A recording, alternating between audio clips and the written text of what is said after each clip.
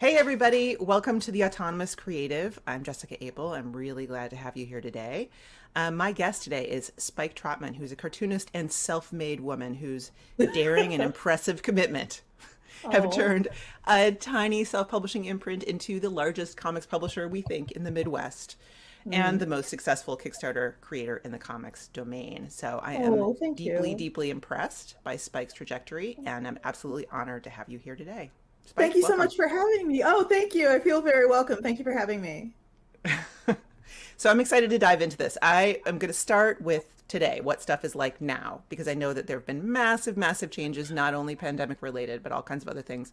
But I just want to get a sort of starting point here. So tell us what your work life is like. I know day to day it must change a lot, but what are the kinds of things you do over a given week? I have absolutely zero work-life balance. That's important to start out with. Let's just that's the baseline we're functioning from. I work 6 to 7 days a week, and I hadn't had a vacation, like an actual let's sit quietly and do nothing on purpose vacation for 8 or 9 years until this year recently. I wake up, I eat something, and I work, and then I go to bed, and that is my life. I reward myself intermittently throughout the day with, if I answer 10 emails, I get to play an hour of Hard Space Shipbreaker. Or if I, write this difficult letter to this person over here, I get to go and watch an episode of Odd Taxi on Crunchyroll or something. And those are my rewards for myself. And that's kind of how I keep myself motivated and distract myself from the fact I have no off time. I am probably the only person on earth who I get texts because Iron Circus is run entirely virtually. My publishing company exists as a Slack channel in physical space, and there are I 10 understand people in that. there. And I am probably the only person in the world who can get a text from somebody I'm working with at 2 a.m. And my instant response is, "What the fuck are you doing?" My response is like, "Oh yeah, sure, I'll take care of that," because I'm probably up and I'm probably working. I'm kind of almost never not working, and I don't say that as sort of a grasp at virtue. That's just kind of how I am. I really enjoy what I'm doing, and I'm a very driven person, just personality wise. I really hate using this word because the internet has poisoned it, but I consider myself to have an entrepreneurial personality. And it is something that is only kind of mushroomed over the years. My ambitions have grown, and it started out, as you noted, it started out with a self-publishing imprint for a web comic, and then it grew and it grew and it grew, and then in 2020 we extended ourselves into animation. So we're working on our very first animated short, and that's not where we want to stop. It's kind of only a matter of deciding where we want to put our energy and where we can find competent people to work alongside on projects we feel can succeed. It's a weird, exciting place to be, kind of where I am right now, because for the first time in my career, it feels limitless. It feels like I have so many possibilities, and what ultimately becomes of Iron Circus is like being decided right now in this moment, and it's kind of it's exciting. It's exciting. That's Tiring, but that's exciting. amazing. No, that's amazing. That's like the Yeah. idea of being an artist, a cartoonist, a publisher, a bootstrapper, and saying the possibilities are limitless. I Mm. mean, Yeah. that Honest, is it's inspiring, frankly. yeah. The pandemic has been super weird for publishers, people in any kind of production capacity. I imagine it's been weird.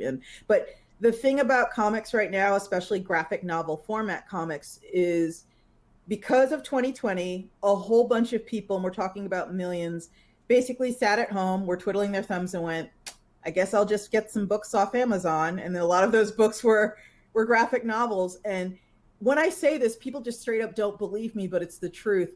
The graphic novel market in 2020 grew 40%. There isn't like a market on earth in publishing that grew 40% in 1 year. And Except maybe it's Amazon. yeah, yeah, Amazon order the drone deliveries didn't work out, but everything else did. But it's it's kind of crazy to kind of manifest that level of growth, but simultaneously, I and everyone like me are also dealing with supply chain issues.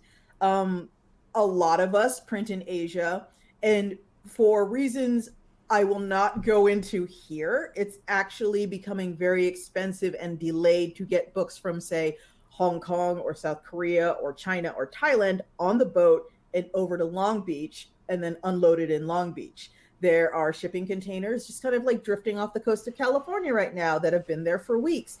And so a lot of 2021 has been spent just, writing the distro and saying, got to push the pub date, got to push it again, got to push it again, got to push it again. And you feel like such a scrub and an amateur. And that's like, oh, wait, it's not just me. They send mass emails to people about, preparing for pandemic delays. No, you're not incompetent. This is the nature of the world. Believe it or not, you are subjected to the nature of the world. Yes, 100%. But our last episode, as it happened, was with Josh O'Neill, who, you know very well, and is also he's in a parallel situation. He was also talking about the same thing, where all of a sudden, over the last couple of years, or the last year and a half or whatever, all his time is going to distribution and trying to, figure out what to do, basically, when things go sideways. But before we get too far away from this, I want to ask you one question. Sure. You went on vacation. What was it like? I mean, worked. for you. I don't mean what is vacation like. I mean, for you, what was it like? I worked. I spent most of vacation redecorating my living room, and I would take my photos of my living room from multiple angles and then put them in Photoshop, and then Photoshop different colors on the wall, and then Photoshop the pictures I needed framed and what colors the frame would be, and arrange them digitally on the wall. And then I went and spent my my pandemic stimulus check on getting everything framed so it could hang on the wall. And there's a lot of, I'm one of those people, I think a lot of people in comics are the same way, where if we have original art from creators we like, we're like, I'm going to get this framed. And then it immediately goes on a shelf and stays there for 5 years. And so I had a blog post about this. I had a 25-year-old piece that somebody had given me and finally got framed. Yeah. I had 20 things that needed framing, and the stimulus check came, and I'm like, I bet this would cover it. And yeah, just about did. And I have pieces from some of my favorite creators, and they're not up on the wall yet because I still have to paint. The vacation was just deciding what color to paint the wall, and I'm going with basic bitch black because I absolutely, it's I know gray walls are the thing now. I know every flipped house has gray walls, but I can't help liking dark walls. I'm going to paint the wall dark gray black. Sorry, everyone. But yeah, my vacation was spent working because I can't not. I can't not. It's bad. I mean, I get it. I'm similarly I don't enjoy sitting still very much. I've been trying to personally cultivate my ability to not do work by not by learning how to sit still, but by learning how to have other things I want to be doing, reading or gardening or, working on something in the house or whatever, have something to do, Yeah. Like I said, I play video games. Every once in a while someone's like, oh, I'd love to watch you streaming on Twitch. And I have to be like, no, because I have at my heart that capitalist instinct, because we are all, surviving under capitalism, and part of capitalism is the whole sort of urge to monetize your every action because it's a matter of living or dying. And I've made a conscious decision to have just a segment of my life that I refuse to monetize, where it's just I'm just going to sit for an hour and do something pointedly unproductive and not share it. And that's what and you do have downtime. I mean, you have downtime. Sounds like throughout the day you'll give yourself an hour here, an hour there. It's not like you're working wall to wall for 24 hours a day. Exactly. Yeah, so. That's the fast track, the bullet train to burnout. There, I do things where I've had people be like, "You're always on Twitter. You tweet 15 times a day." I'm like, "Yeah, tweeting takes 2 minutes, and then I write an email, and then I make another tweet, and then I write another email." It's the one thing that keeps me going. Being able to just fart around simultaneously while I work is how I can work 10, 11, 12 hours in a single day. Yeah. for sure. Don't Bullet be me, train by to the way. burnout. I like that. What I'm doing is dumb. I am absolutely everyone. What I'm doing is dumb. Don't be Wait, me. wait, wait, wait. Why do you think it's dumb? You Because seem to be enjoying it.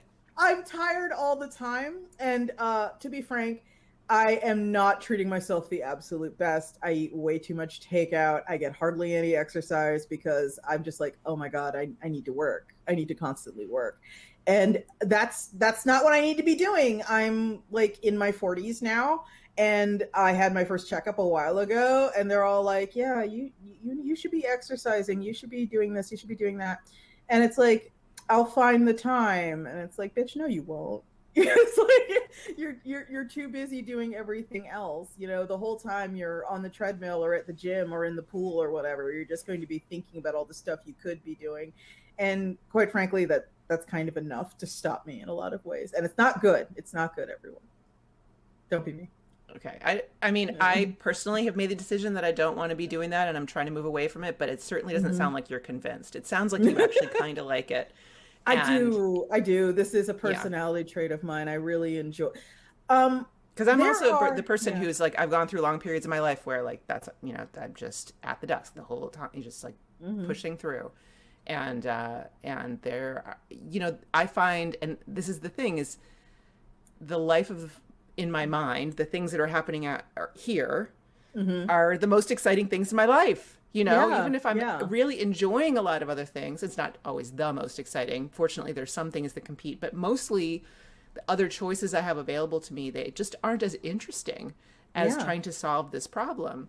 Yeah. And Yeah. that's a real problem for me, you know, because I do Yeah. exhaust myself, you know, I tap out and then I keep going and it doesn't feel good and Yeah. it's not effective. And I'm like, every once in a while, it kind of occurs to me, I'm in charge of a lot of things, and a lot of things, they depend on me being there and having an opinion or saying yes or no. And more often than I'd like, you know, I will come into the Slack and there will be like 3 or 4 questions kind of hanging there and waiting for me because, you know, the buck stops here. I'm the final say. And everyone's like, hey, should we reach out to this person? Hey, this guy wants to do this. What do we say? Hey, so-and-so wants this. What do we say? And they're waiting on me. And I had a deeply traumatic experience a few years ago where I got sick. I got like con crud sick as a dog on the couch for a week sick. It super sucked and I just couldn't move. And when I came back, it was like the nightmare of the managerial class, which is nothing had happened. Everything had screeched to a halt and hit a brick wall the moment I said, I'm sick. I'll be back when I'm not sick anymore. And so we had this week where like the whole company just kind of floated there. And I think about that like some people think about nightmares, you know, it's just like I can't leave everything because if I leave, it's like the persistence of being is gone for Iron Circus. Everything just stops existing. And I've tried to mitigate Have you that. considered delegating? Funny story about that. Yes, do like tell. you, I come from the sort of indie small press underground comic scene, and that was back when, you know, comics was doomed, as people like to say. And a lot of sort of the vibe of that scene is being a self-starter, doing it yourself and self-publishing, because back in the day, kids, when there was no Scholastic or Random House Graphics or Abrams giving a shit about us, we had to do everything ourselves, or we had to go with little itsy bitsy tiny publishers and itsy bitsy tiny co-ops and zines and Xeroxes and shit like that. And you had to figure out pre-press yourself. You had to figure out promo yourself. You had to figure out everything to do with having a career in comics yourself. And that produced a whole lot of people who were kind of journey person level in multiple disciplines because they had to be. And I was one of those people. And that developed a sense of, I can do it, it's fine, in me that was unhealthy. It got to a degree where it was unhealthy. And 2018 was the year I learned I stress vomit. My reaction, anyone here who plays Oxygen Not Included, one of the stress reactions is puking. That's me. I'm the dupe that pukes. And I remember I did it like 2-3 times and I was all like, oh, this is bad. This is not a shouldn't be puking when I'm working. And I started delegating then, and I now have a bunch of people that work under me. And quite frankly, I'd like to have more, but budgets are a thing. And maybe when our Circus gets a little bigger, then I can hire the dedicated social media person and the dedicated this and the dedicated that. But for now, it's just like the 8 to 10 people that are kind of working on multiple things. I have, the guy I go for promotions. I have the guy who handles all of our book data in the giant multi-rooted, multi-branched system that is publishing. I have multiple editors I work with. I have a proofreader because God knows I need a proofreader. Just a whole bunch of people. And looking back now from 2021, I'm kind of mildly horrified I ever thought I could do all that myself. I think I frankly think it's a trauma reaction. I mean, I think it's and I'm not joking. I mean, like, the feeling of scarcity and that feeling of, if I'm not working, things are going to fall apart. And you've actually tested that and it was true. So, like it was true then, it might not be true now. Yeah. But, like you hold on to those things and you kind of replicate those things. I'm actually having a conversation next week with a woman named Nicole Lewis-Keeber, who is an expert on this, because I feel like we all do this. We have certain kinds of, like you're saying, we both grew up in indie comics where it was DIY or die. There was nothing, you just have to do this thing. Yeah. No one cared. There was no money in it. Even when you were doing it right, there was nothing. And just thinking you have to just keep putting, the only thing you had is your labor. Like all you had is your labor. All you have is your time. And so that's what you keep putting into the machine. Exactly. Yeah, absolutely. But of course, that's not really how, like, yes, you can push your way through, but there's so many tools of leverage, such as Kickstarter, that are things change that dynamic, but we still hold on to that sort of back of the head, primitive brain impulse, like all I've really got is my time. That's all I really, really have. In the end, that's all I have. And so I'm just going to keep throwing more in. I remember it reached its most absurd height where I was doing a lot of conventions, because there was a time period where I was doing a ton of conventions. And I spent way too long resisting the idea of shipping a pallet ahead instead of but like I would always fly Southwest, cartoonist friend, fly Southwest because you get free luggage, like free 2 pieces of luggage. And I would put like 2 shirts and a pair of jeans and like 5 pairs of underwear in my backpack, which would be my carry-on, and then fill 2 of the biggest suitcases I could to be 49 pounds worth of books. And that way I could ship my books for free on Southwest. I did that way too long, like way, way, way too long. And when I finally accepted, like, no, you're a publishing company, can be professional for 5 fucking seconds and just ship things ahead like an adult. Like, and I didn't want to, because I was still in that like indie headspace where no one can do it correctly but me. And it's like, no, you're wrong. There are people where this is their job. Getting your boxes. They can be better at this. Yeah, believe it or not. They can be masters instead of journey people, Yeah, exactly. Your journey person bullshit, like, isn't going to fly when you're putting out 10, 15 books a year. Maybe try being professional. And that I think is kind of the biggest weakness I've had, just kind of Iron Circus wise, where I just have this death grip on this. I mean, to be perfectly frank, increasingly unsuitable indie, small press, gritty mindset where, I'm not working out of Kinko's anymore. I'm not, doing everything myself. And I'm not sitting at my coffee table, saddle stapling zines anymore. Those days are gone. I have to actually approach this from a logistically sensible place. And right, like where is your time most valuable? It's not in stapling zines. Exactly. That's kind of like what I've used to sort of determine what to do with my life. There are things that only I can do, and there are things that, quite frankly, I can contract out. I don't have to be the person making the graphics for the Instagram. I don't have to be the person doing this. I don't have to be the person doing that. And I can pay someone to do that, and my time would be better spent doing what literally only I can do.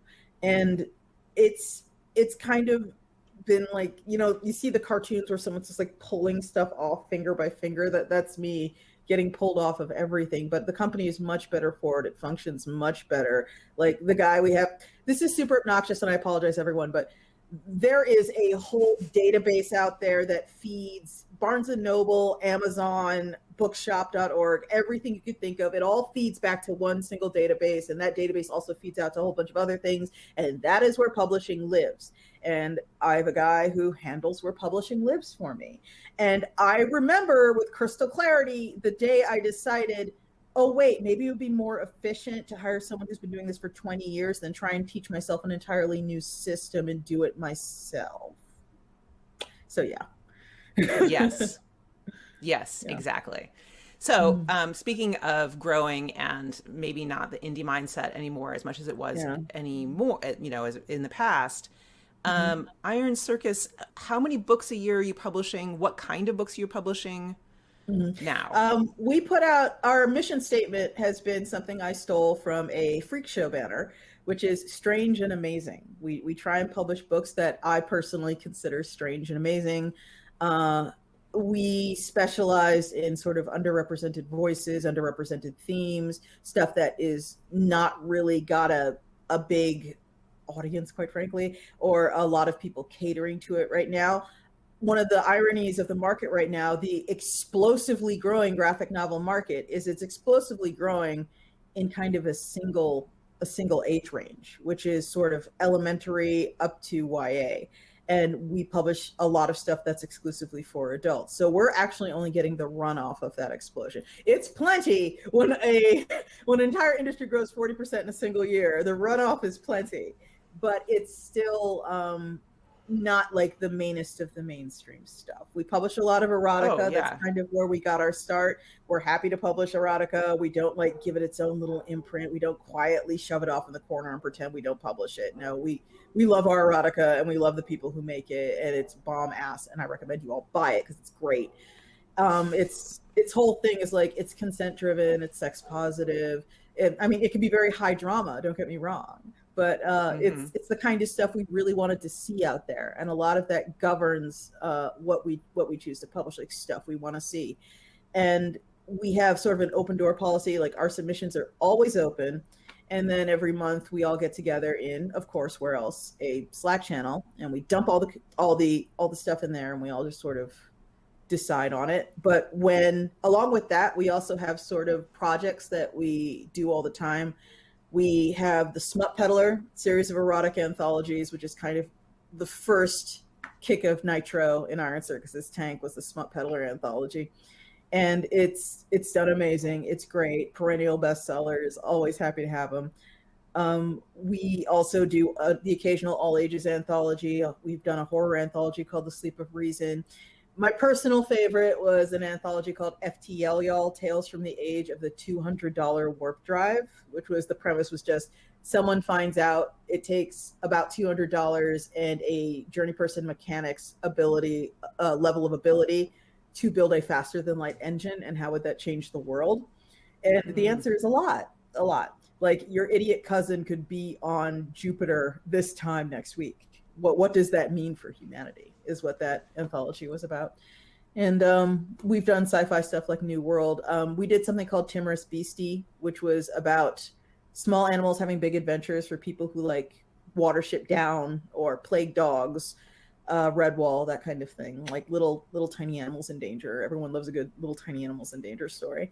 And that's the kind of stuff we weren't seeing. And that's a lot of what governs the choices we make, stuff we weren't seeing. And frankly, I refer to myself as like the only hurdle you need to get over at Iron Circus. If I like it, it's getting published. If every other editor is like, okay, seriously, this is trash, I don't care, because it's getting published. And like, I'm buck stops here kind of thing. You really literally don't listen to if everybody else is like, no. If they have, you would say yes. If they have good reasons for saying no, like if I found a story that I fell in love with and someone was like, okay, seriously though, this person is a terrible human being and they have a history of leaving their publisher high and dry, and also the theme of this comic was clearly stolen from this comic over here, don't publish them. Like, totally, I'll listen to that. But I mean, a lot of the people I've hired are my friends, and I know what rings their bell, as opposed to what rings my bell. And I have the friend who's way more likely to say recommend supernatural stories. I have a friend who's way more likely to be interested in stories with animal characters, and I take that into sort of consideration. Where they're like, "Oh, we should publish this one." Yes, I know you think we should publish this one. Of course you do. But did they represent audiences you're trying to reach? Yeah. Honestly, to this day, we still go for audiences that we feel are kind of underserved. Gosh, I'm trying to think of a diplomatic way to put this. Just go for it. Yeah, there are a lot of audiences we won't even try for because we are so complete. Like, our weight class is not even remotely the same. Like, I don't know if folks understand this, but Scholastic is kind of the only publisher that can walk into your child's school, set up a table, and say, "Buy this," and no one says anything. Nobody says, like, "Oh, the book fair! Everyone loves the book fair," and so they have this ridiculous, enormous advantage when it comes to sales numbers and when it comes to audience access.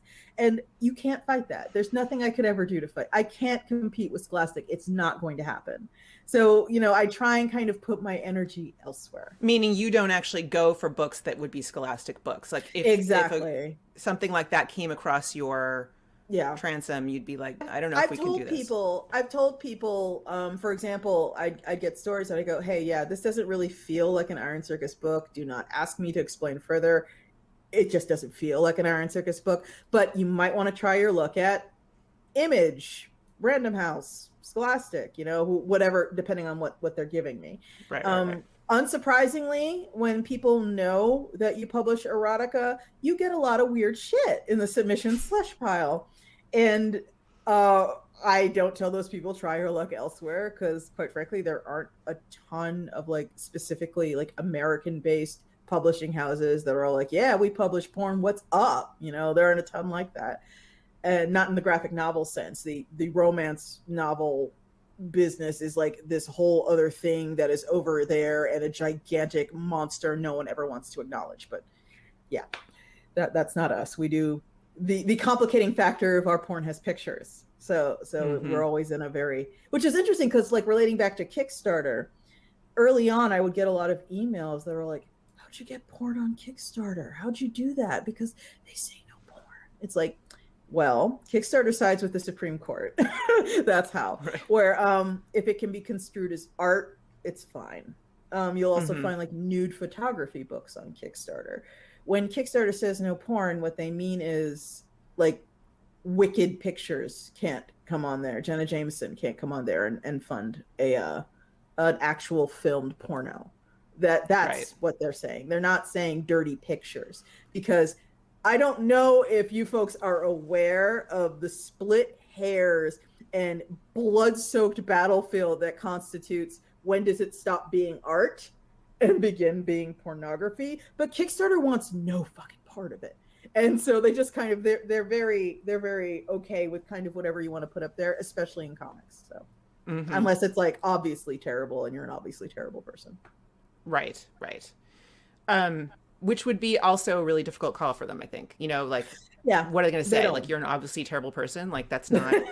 Yeah, they do not want to take part in that discussion. And I don't blame them. Literally, again, the Supreme Court can't get this hashed out in plain language. So why is an internet website going to answer this question for everyone, where art ends and pornography begins?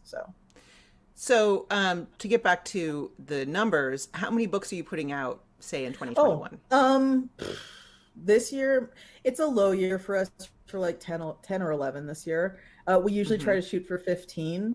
We're kind of actively building a back catalog now, actively building a library, a backlist, I guess is the best way to put it. And a lot of this has to do with the fact that kind of Iron Circus, even though it's over 10 years old, that's considered I'm baby to a lot of, book buyers and libraries and distros. We're basically nothing. We're basically newborns compared to a lot of other publishing houses. And much like comics, there is a certain time period in the publishing world where people they kind of take a step back and they're just sort of waiting to see if you wash out. Not because they don't like you, not because they have it in for you or anything, but the turnover rate can be a little high. And they want to know if you're in it for the long haul. Are you going to be in the catalog next year and year after that and year after that and year after that? And when you are, they get a feel for the kind of stuff you put out. You know, the children's librarian at this point knows to skip over the Iron Circus part of the catalog by and large. But like other people are like, oh, I run Blue Stockings, I run this odd bookstore, I run a library in a university that likes to provide challenging books to the student body. Oh, maybe Iron Circus has something interesting and weird out. And that's kind of who we go for. And that's kind of what we try to publish. Yeah, and I'm sure you have a strong set of relationships there, like with people. Oh my God, librarians are the best. Librarians are literally the best. It's like they're the ones I've met anyway. Oh yeah, no, I'm all in on that one. Yeah, they're extremely passionate about books. They're extremely passionate about getting weird books in the library. The ones I've worked with, of course, they'd approach me, you know. And a long time before I actually got on Ingram, you know, Ingram's my distributor now, and they're global. I sell books in Indonesia, like big whoop. But back when Iron Circus was self-distributed, back when it was literally just me and my husband in an office space somewhere, they would come to me at conventions and they would have paperwork with them, and they'd be all like, hey, fill this out so I can buy this and put it in the Library of Congress and then get reimbursed by the government for buying your weird shit. I'm like, you're extending effort. That's so cool. Thank you for coming to see me. Yeah, that's awesome. So of those books, you've been in business for what, 15 years? And God, I know. Since 2007, so I can't about count. 15 years. About that. God, how awful. Yeah. I don't know. I thought it was pretty cool, but wait, I know you did fewer at the beginning and you do more now, but that's a lot of books, right? So out of those books, what percentage of them are actually Kickstarted, and what, I assume you also just publish stuff straight up. Yeah, that changes. That changes from time to time. I would say right now, like 50 to 60% of Iron Circus books are Kickstarted. Half of them aren't. Actually, our big showboat book for 2020 and most of 2021 has been Banned Book Club, and that was direct to distro. That never saw a Kickstarter. A lot of what determines what we choose kickstarts is based on multitudes of factors. Is it the kind of book that people expect from Iron Circus is a big one. Another one is, does the creator, and this is kind of the brutal part, does the creator have an internet footprint? Do they have a presence? Do they have like 10,000 followers on Twitter? Do they have a busy little Instagram? Are they going to be the kind of person that's going to put on the cheer skirt and grab their pom-poms and really, really show out for their own title? Because I have creators who are the Energizer Bunny for their book on social media, and I have creators that I had to talk into getting a Twitter. And the people I had to talk into getting a Twitter are a lot less likely to have a Kickstarter. And naturally, porn honestly gets a much, much bigger chance of being on Kickstarter simply because the accessibility issue. Like, even though we have distro, a lot of bookstores are literally not going to carry dirty picture books. They're just not. And to access the audience we've built over time, the audience that is used to buying this from us and expects it from us and is always looking forward to it, it goes on Kickstarter and it does really well there. And we're always happy to do that because, quite frankly, although it never gets like a front row seat, I guess you could say, it never gets special consideration. Every time I bring it up in the sales meetings with my distro, I'm like, yeah, we're putting out this one. It's awesome, about a vampire and his boyfriend. And they're all like, okay, well, all right. What about the next book? Because they're not even going to try. Like, that's not going to fly in Target. They're not going to sell that in Walmart. But when I put that on Kickstarter, it's like the stampede. You could hear it coming from a mile away because people are starved. Well, that's the thing. And this is, I was talking to Josh O'Neill about this last time time I did a show, and he was saying the same thing, that he has this avid niche audience. Yeah. That kind of supports anything they do. And I think you have that too. You have maybe several overlapping niche audiences. Yeah. And that's the beauty of crowdfunding, is that you can just go straight to them and say, you want this to exist, it's yours, let's do it. Yeah, I have this saying that I've begun saying, because I'm very proud of myself for thinking of it. That a lot of media, especially media from large corporations that are extremely risk avoidant, it has a cheese pizza for the whole class feel, and they make something that has the widest appeal and the most palatability for the largest number of people. It's like when you were in grade school and there was a pizza day. What did you get? You got cheese pizza. Now, is cheese pizzas anyone's favorite? Probably, but most people, if they had it their way, they get something else, something that was just like, for me, I like anchovies, pepperoni, and black olives and garlic on my pizza. I knew you were going to say that. Yeah, and like that's my anchovies deal. was in my head. I love anchovies. I love anchovies too. It's like not even a meme. I love them. And I am. And me, never, it would be like a white pizza with ramps and like, Exactly. chanterelle mushrooms or something. And you like can go to grade school for the rest of your life and have 1,000 pizza parties. You will never get that on your cheese pizza for the class. And like, will you eat the cheese pizza? Will you go see the Disney movie? Will you go see the Warner Brothers movie? Will you watch this on, ABC? Yeah, it's fine. It's not bad. It's pizza, but it's cheese pizza for the class. And Kickstarter like rolls up and is all like, you guys like ramps? You guys like garlic? Hey, who wants fucking pineapple? Yeah. Like that's Kickstarter. And you're just like, oh my God, yes, finally someone is selling me cheese pizza with pineapple on it. And the big corporations, and I'm not even saying this as if it's like a terrible thing. It's the opposite. It's awesome. Yeah, they're beholden to shareholders. They're beholden to the corporate structures. They are going through focus groups, and they want to play to Peoria. They have to worry about what China's going to think.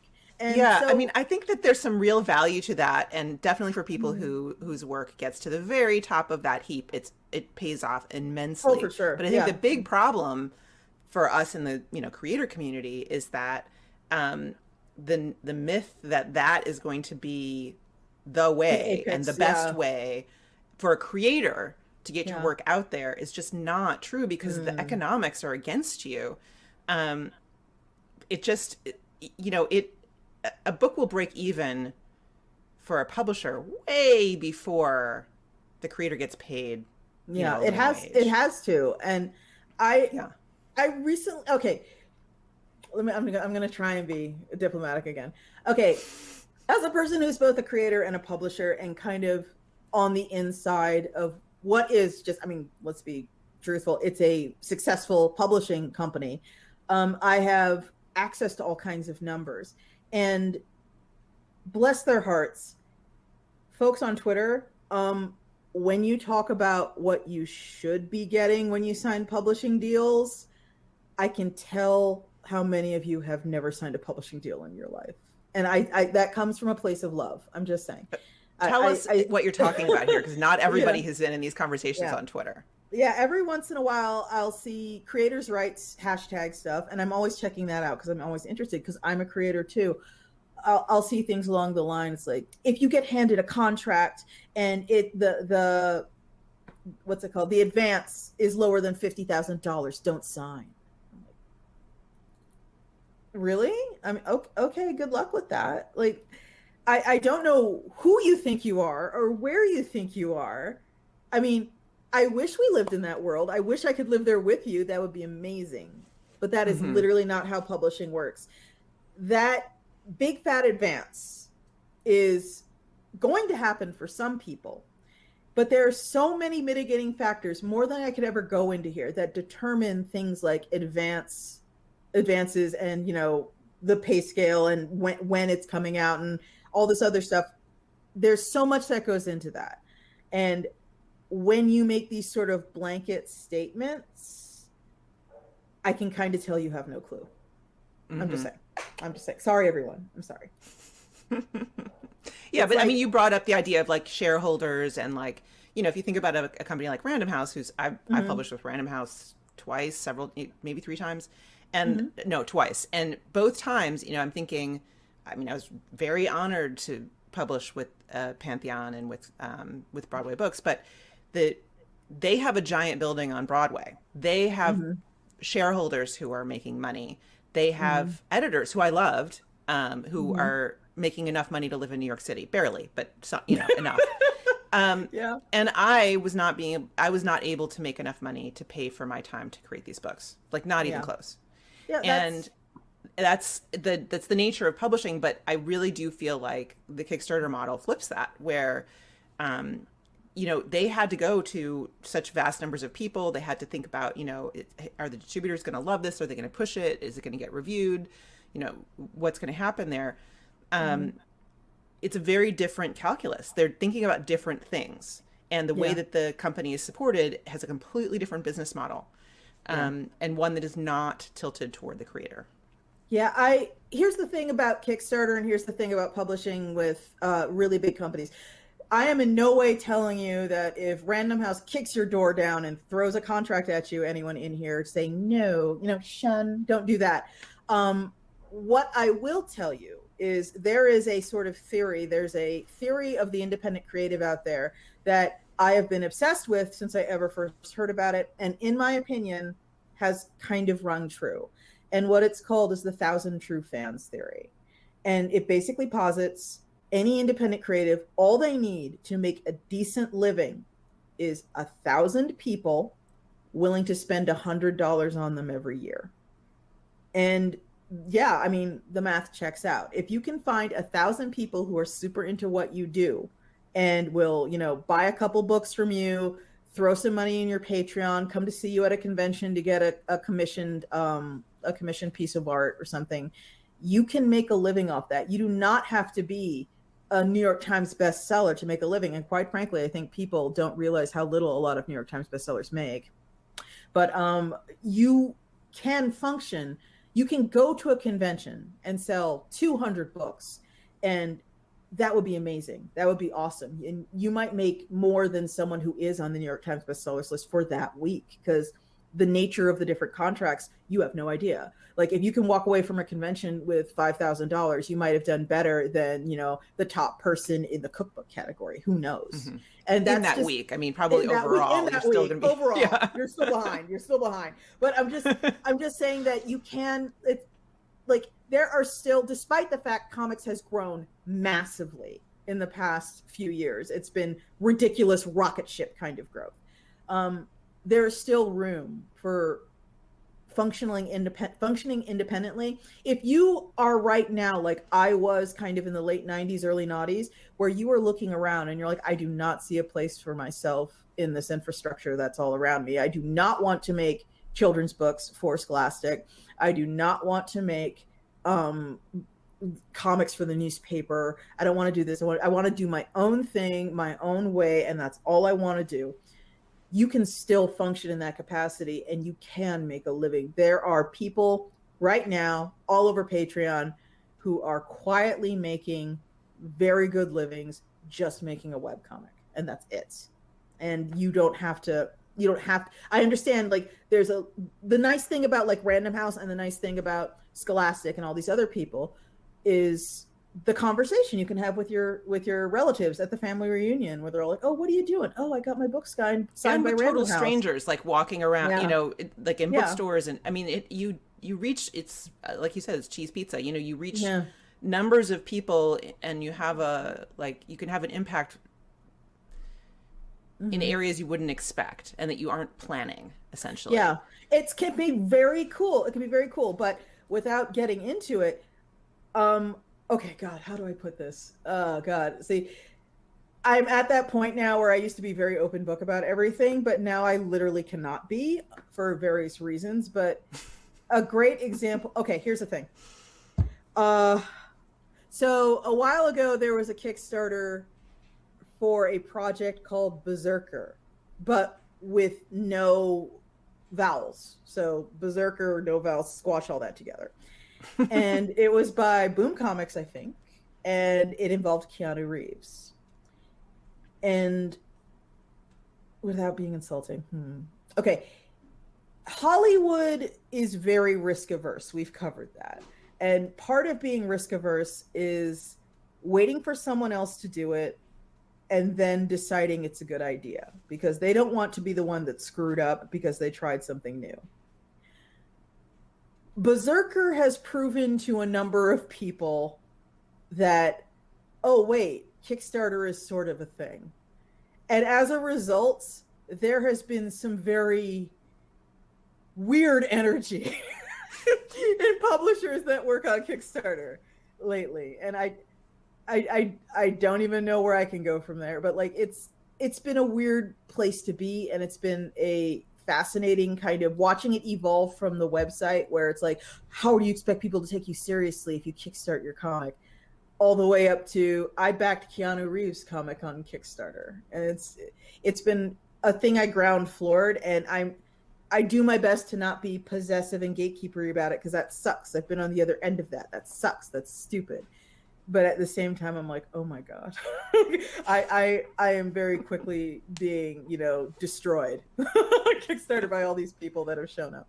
But yeah, exciting times to be alive, I guess is what I'm trying to say. Destroyed. Boy, I do need to learn more about this, but if you're not able to say it out loud, I'll have to call you some other time.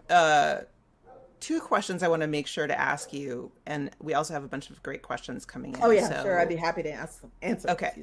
So question number one is, can you talk about a time when you saw yourself veering off track, and what did you do about it? Let me think here. Veering off track, mostly, I mean, I think the best way I can think about it is the reason I decided to take that one vacation a while back, where I was just kind of like dreading doing anything, and everything was taking twice as long as it should. People would send me notes in the Slack or emails at like 9 a.m., 10 a.m., and I wouldn't answer them for 3 days. And I try to have a 24-hour turnaround on my emails. And I felt like I was trapped in this never-ending cycle of letting people down and disappointing people. And it sucked because I try not to be that person. Like, we're all mortal, we all mess up. But I was just falling farther and farther behind, and I couldn't see myself catching up in any way. And that was kind of making me run myself ragged without any sort of appreciable effects. And it felt very hopeless because I was like, I'm not this person. I built this company. I did this, before anyone gave a shit about it. And now I have all these people in my inbox trying to talk to me. And now I have all these decisions I have to make, and I can't make them, and I can't talk to people. And it's not because, I'm frozen or anything, or I'm afraid of making decisions. It's because I can't keep up. And at that point, I was already like delegating. I already had people I was working with. So like that wasn't the answer. And I realized it was just like, I just couldn't, I was like, I needed a minute. And a day wasn't going to do it. I needed several minutes. I needed multiple hundreds of thousands of minutes, please. But I'd settle for a week.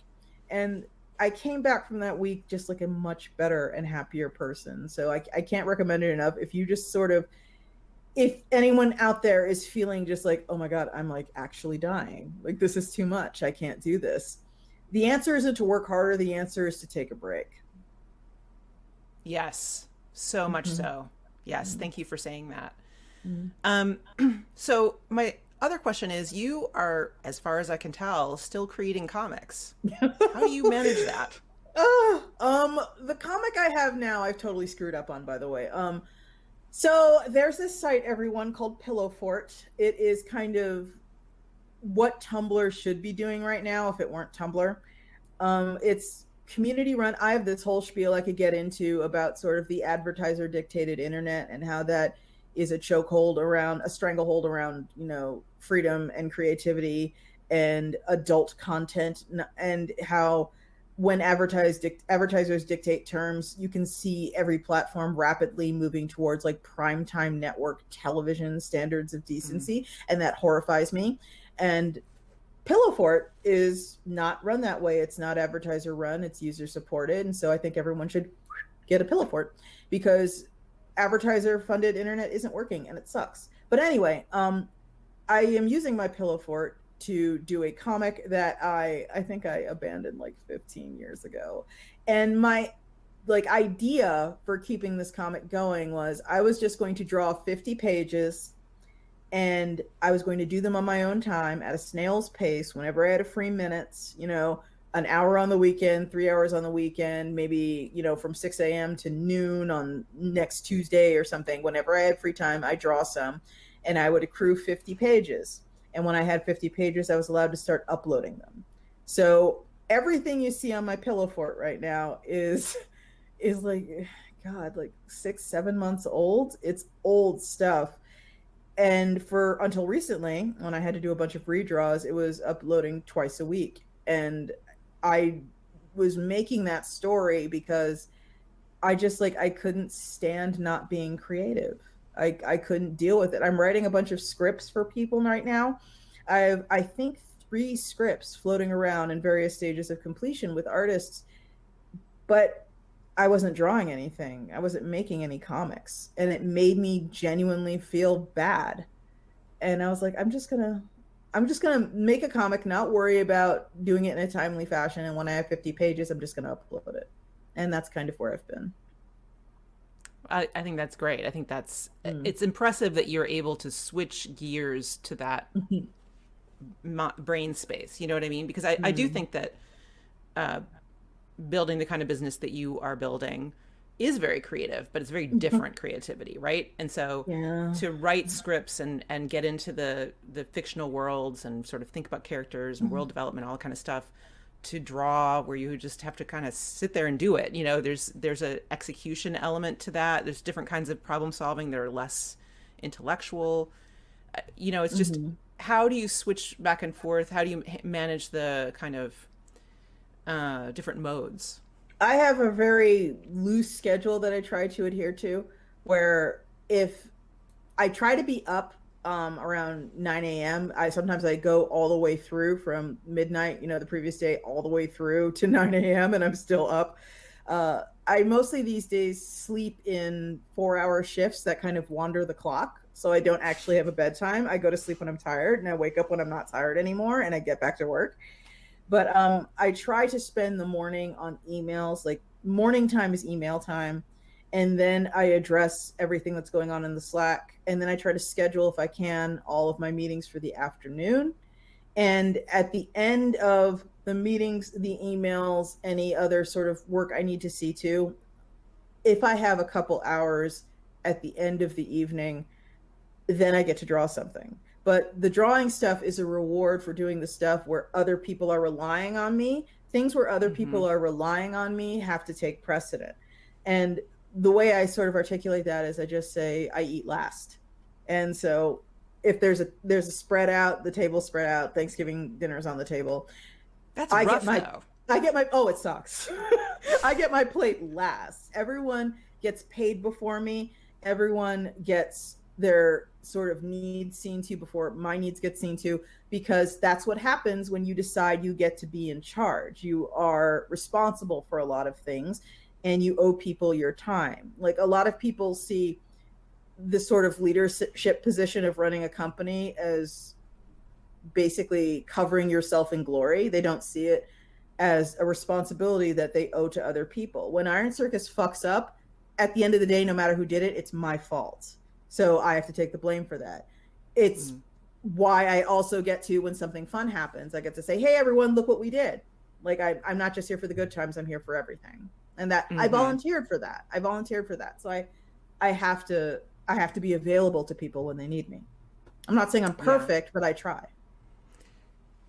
No, I mean, it sounds amazing. I just think it sounds also very self-punishing, like just difficult, really difficult.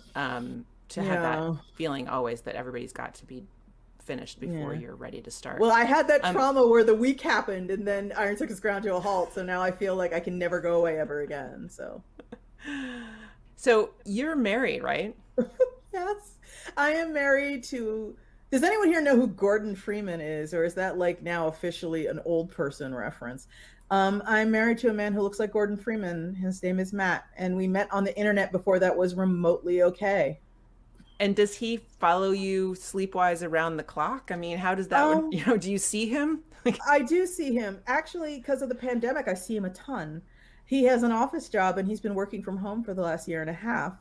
And he is also got basically he's got two jobs where he has his sort of day job where it's like an office job, and then he's like perfect. He's amazing basically because every night after his day job is over, he spends like, a couple hours farting around, and then at 8 o'clock he goes to the Iron Circus offices and does customer service and shipping and receiving and fulfills any orders from the store.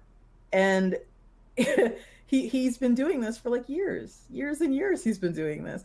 I And advocate for husbands named Matt. I'm in yeah, favor of it. Matts are good people. I I know a know, lot of right? Matt, and they're all cool. But yeah, I mean, I've got one. He's great.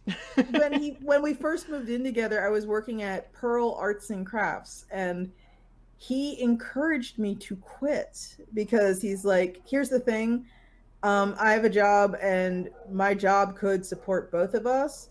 And what you're doing artistically is way more important than the money you're bringing in being a cashier. So I would much rather you sit at home and make comics all day because that is more important and more interesting than you having a paycheck, basically." That's And amazing. yeah, he's one of those sort of Bravo. magical support systems that people refuse to talk about having because that's contrary to the fantasy of like the American bootstrapper. But 90% of people who, make it, in my opinion, have a mat of their own at home, somebody who was shouldering the burden until what they were doing paid out. And he did that. I say again, this comes from a place of love. He would describe himself this way too. He is a guy who has, for all the ambition I have, Matt has zero. He has none. He has no ambition in life. And he has basically said, I am happy working a job as long as I get to come home, eat whatever I want for dinner, and on the weekends run a role-playing game for my friends. That is literally all I want from life. And that means I am cool with the day job. And I had these like guilt-racked moments early in our relationship where I'm like, that doesn't feel fair that I get to sit here and try and make my dream come true and you have to go to work at an office. That sucks. That would like suck my soul right out. And he's all like, baby, you don't understand. I don't care. I don't care. There's nothing I care about. I'm happy working at the office and then coming home and just doing whatever. It's fine. And I really lucked out with him. He's amazing. Yes, absolutely. Well, send all of our love to him. Chat's going Yeah. crazy with He's an pro amazing Matt dude. ideas here. He has a ridiculously gentle heart and he is incredibly kind and selfless. And every once in a while, I'll be super weird and intense at him and he takes it like a champ. He's a great guy. Awesome. All right. So I could talk to you for just forever. There's so many things I want to ask you, but Yeah. we've got to wrap it up for Okay. everybody's Sure. calendars and schedules and stuff. So I have some questions for you from the crowd. Uh-huh. So here's one from Kenton. As someone who is also part of the do everything yourself and learn to do everything else crowd, do you have any advice on learning to trust people to do things well and letting go of control? I'm starting to reach the point where I actually truly can't do it all, but competence feels scarce and taking the plunge is terrifying. The best thing that I would do for that is make sure you are very specific about what you want people to do. Like have Iron Circus has a flow chart in sort of our Google Drive area that has everyone's responsibilities and what is expected of them at all times. So no one is ever wondering what they should be doing at any point. Whoever I'm really weird and possessive about the social media too. There's a sheet on how to run Iron Circus's social media where I talk about the tone.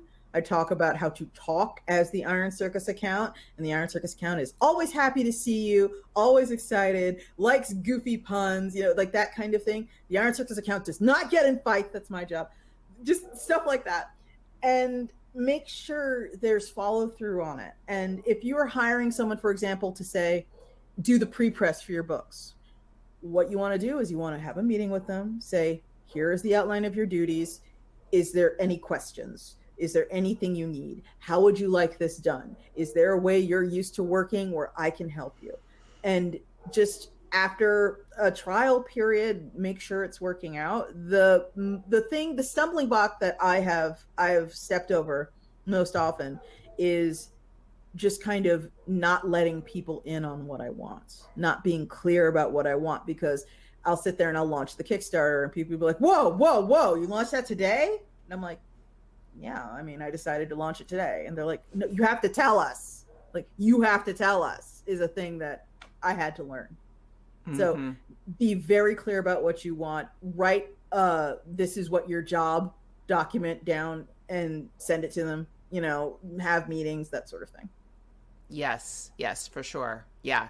Knowing what you like, defining in words what you want, making sure people know, transparency basically throughout the organization, getting people to all share what they're doing. Like, we do a thing on Slack where we do stand-ups at the end of the day, not if people aren't working, but if they are working, there's a channel for stand-ups where they say, here's what I'm working on, here's what I'm doing next, here's what I'm having issues with, can somebody help with this? Yeah. And, then you have this kind of, have a sense of sort of how things are flowing, right around. So even if you're working with just one person, you can have that some kind of trade-off where it's like, okay, what are you on now? What's coming next? And as somebody who's learning, always how to give up control, for me, it's been so important to be able to just, without asking, see what's happening so that I can just feel like, oh, it's okay. Exactly. It's under control. It's fine. It's important to be clear because, again, I feel that since I am the one in the managerial role who has done the hiring, it is up to me to make it super clear. It's kind of like, this is going to sound really gross, I'm sorry. It's kind of like parenting, sort of, where it's like, here's a kid, the kid does something you don't like, and you go, hey, we don't do that. And you explain to them how you do want it done. If they do it again, you take them aside and go, we've had this talk. That's not how I want it done. I want it done this way. Third time will be the last time. Do you understand? It's like, so it's like, that's kind of not, I've never had to do that with anyone. I work with adults, but like, if someone is not doing their task well enough to what I want them to do, if the failing is on my part, I have to make sure that they know what they're supposed to be doing. They'll just assume everyone comes in, with psychic powers and knowing exactly what you want. Yes, exactly. Okay, second question is from Akira, who says, farting around plus working equals sustainable hard work. Can you say more about that, especially how to make it sustainable and productive? I think there's a lot of people who try to do what you are doing, who, they say 10 emails and then I'm going to go play a video game. Yeah. They never come back. Yeah. Honestly, okay. When I say Hard Space Shipbreaker, there's this video game that I've been playing a lot of called Hard Space Shipbreaker, and it's basically you are a demo man in space breaking down derelict spaceships, and sending them into the furnace. And it sounds weird that that's fun, but it is. And it's kind of morphed into my perfect break game because your shifts in Hard Space Shipbreaker are 15 minutes long. And so every time I work a shift, I know 15 minutes has passed and I get to work 2 shifts. And that's 30 minutes. I know it's 30 minutes because that's how the game works. If you find yourself taking breaks and not coming back, I would recommend not focusing on something super open-ended, not like sitting down and reading a book and not, playing Counter-Strike or something. Like something where there is a definite the game is over moment. And that way it's easier to sort of pull yourself away. Yeah. And I mean, I think a lot of things that we tend to distract with are open-ended intentionally because they're intended to keep us in there. So going to Instagram or something like that is just... Exactly. Don't scroll Instagram. Don't scroll anything. Anything that involves scrolling, don't do it. If it involves scrolling, that's just a bad sign.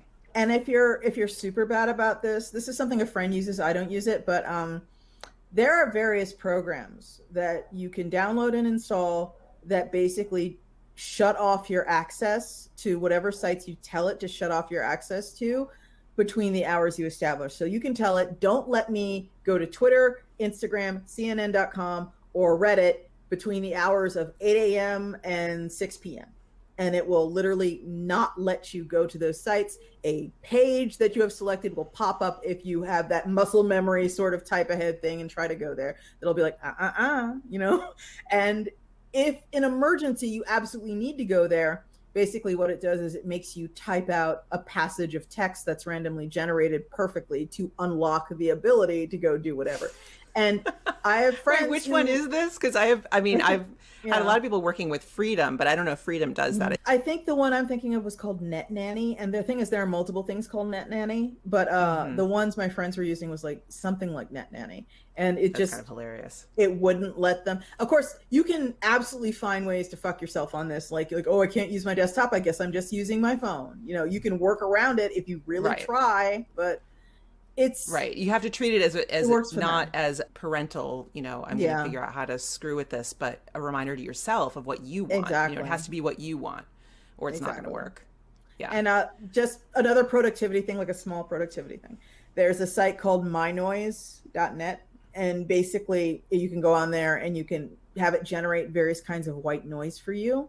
You can have it generate like a waterfall, a stormy night, a busy cafe, a quiet but not super too quiet library, you know, just static.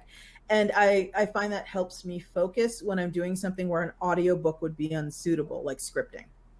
Mm-hmm. Yeah. Yeah. Good. Wait. Are you saying you listen to audiobooks when you're doing a lot of like email and stuff? Oh yeah. I have to. Wow. Okay. Yeah, I got a lot going on. I just can't. Because I sit in total silence. I don't even listen to music. Oh God, no, I need music. I need music. No, I need audiobooks. I need something, because I feel sometimes like my brain is in two halves. I have this like part of me that's like can focus on work, and then this other part that needs like constant stimulation because it's super easy. It gets bored super easily. So interesting. Yeah, no, I'm deep focus. I'm just like, you know, and I don't want anything to interrupt me. Me being interrupted is not good. Like I'm if I'm kind of in the flow, if I'm writing something, if I'm drawing something, if I'm answering something, if I'm organizing something, and my phone makes a noise, I have been known to actually scream at it like a stupid animal because I'm angry at him being interrupted. Okay. Noted. Yeah, I'm... Okay.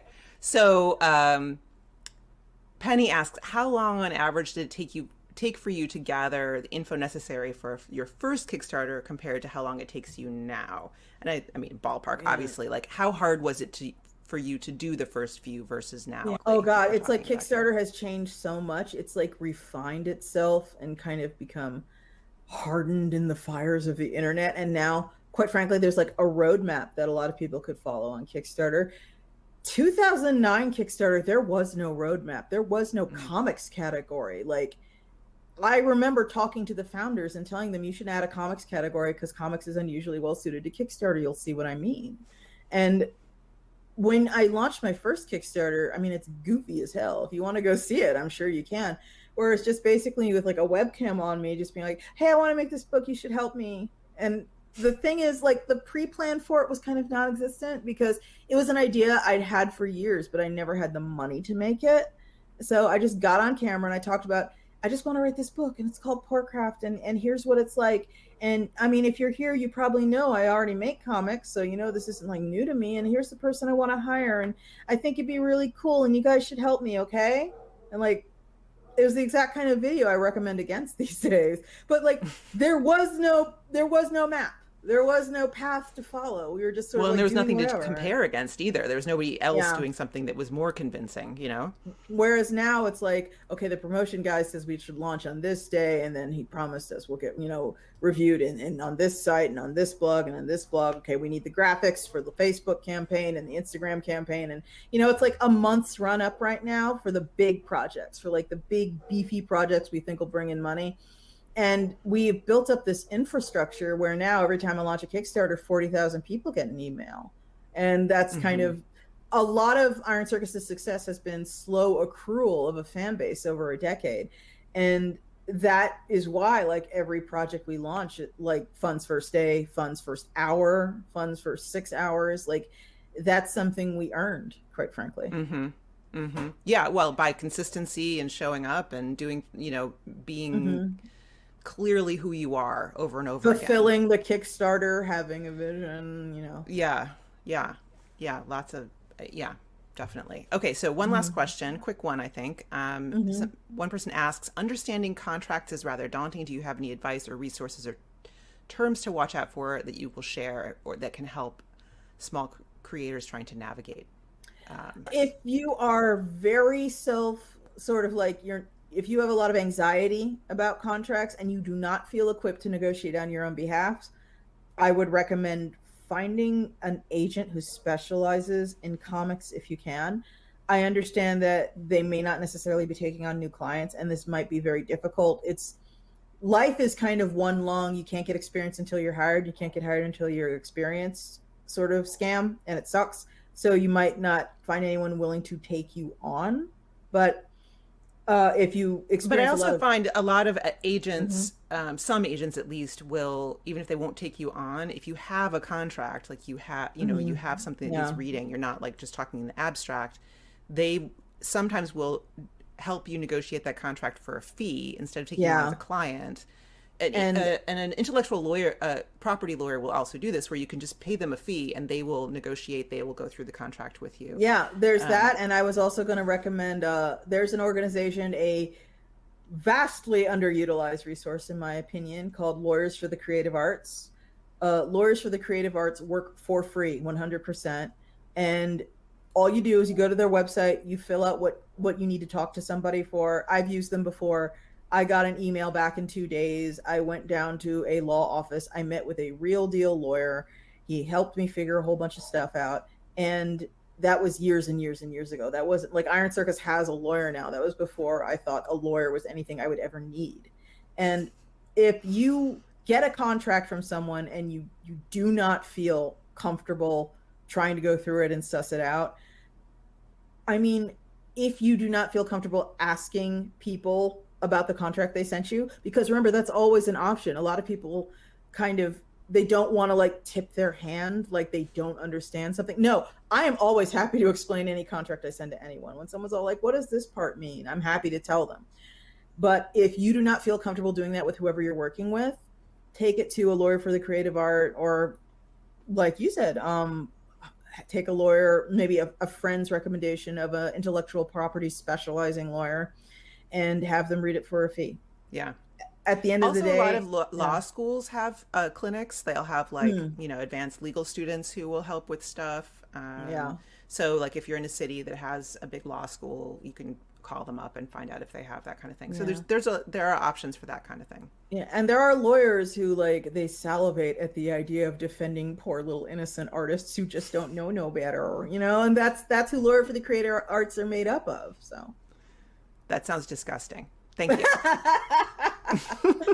Yeah, it's true though. Yeah. Well, thank you so much for being here with me today. It's been amazing and so interesting. I just wish we had another hour. Yeah. Thanks so much for having me. I'd be happy to be back anytime. Well, we will definitely try to do that. So how can people find you? Where should they look to get more of the Spike wisdom? Sure thing. My personal Twitter, which is kind of a nightmare zone, so be warned, is iron_spike at Twitter. The Iron Circus Comics Twitter is exclusively Iron Circus Comics content. Follow that. If you don't want to follow me, I won't be offended. I understand. It's spelled Iron Circus Comics, with comics being COMIX, because we couldn't fit the entire Iron Circus Comics spelled properly. All one word, Iron Circus Comics, COMIX. We're also on Facebook at Iron Circus Comics, all one word. We are on Instagram at Iron Circus.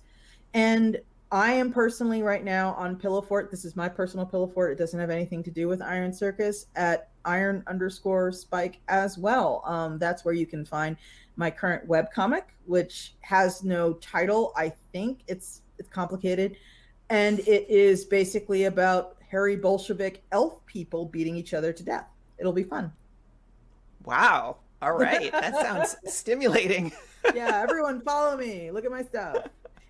So our next guest on the Autonomous Creative in 2 weeks will be Jean Luen Yang, who Oh, is going to tell us, Jean! yes, exactly, who's going to tell us what it's like to go from a high school computer science teacher and comics nerd to multi-award winning, including a Genius Grant, TED Talk giving, Wow. Library of Congress ambassador for young people's literature.